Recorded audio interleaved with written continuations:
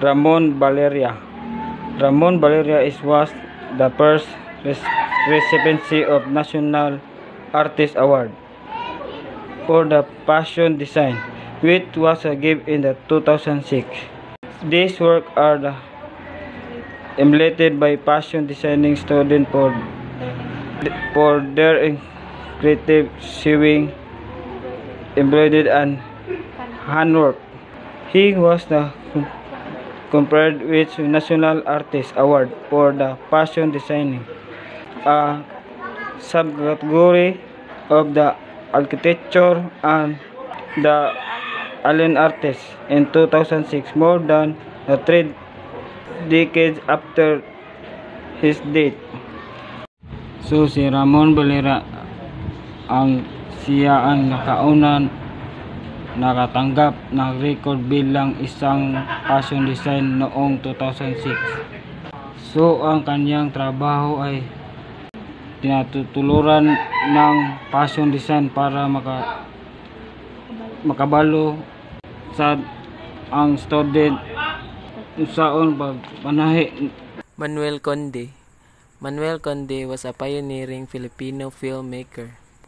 He is also credited with the growth of local cinema by bringing to life the issues the people had at the time. He also presented new stories and employed new techniques in his movies, transforming and updating the film genres. He posthumously awarded the title National Artist for Film in 2009.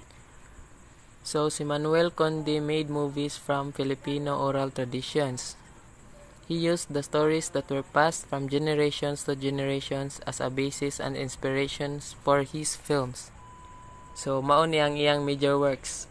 Ang Ibong Adarna, Si Juan Tamad, Siete Infantes de Lara, Genghis Khan, Ikaw Kasi, Juan Tamad Goes to Congress. Lazaro A. Francisco. Lazaro A. Francisco is the master of the Tagalog novels. He is credited to have written 12 novels that were serialized in the weekly Tagalog magazine Liwayway. His skills in bringing to life the characters with his mastery of the Tagalog language makes the reader feel proud to be a Filipino. He was posthumously awarded as National Artist for Literature in 2009. So, mao ni ang major works ni Lazaro. First is Singsing na Pangkasal, Bayang Nagpatiwakal, Sa Paanan ng Cross, Ilaw sa Hilaga, Binhi at Bunga, Sisar, Sugat ng Alaala, Ama, Maganda pa ang Daigdig, at Daluyong. Next is Federico E. Aguilar. As he liked to sign his works, he was one of the most prolific contemporary Filipino artists. He worked with myriad of media from ceramics, tapestry, illustrations, and paintings while using acrylic, oil, ink, and watercolor. His works, in whichever mediums, are characterized as fluid, light, easy, and refined. He was conferred with the title of National Artist for Visual Arts in 2009. So, mao ni ang major works ni Federico.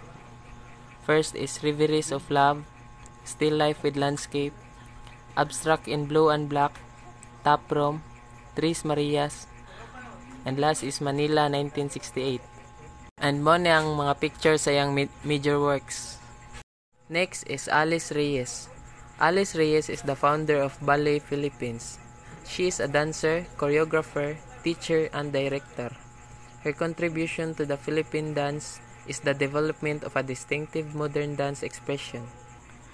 So, si Alice Reyes kay dancer, choreographer pa jud, teacher pa jud, og director pa jud. Ngiga, sana all. So, mo ni ang major works. Amada at Amaranaw Gadiring, Itim Aso, murag ako, Tales of the Manobo, Rama Hari, Bayanihan Remembered. Mo ni ang picture sa yang mga major works.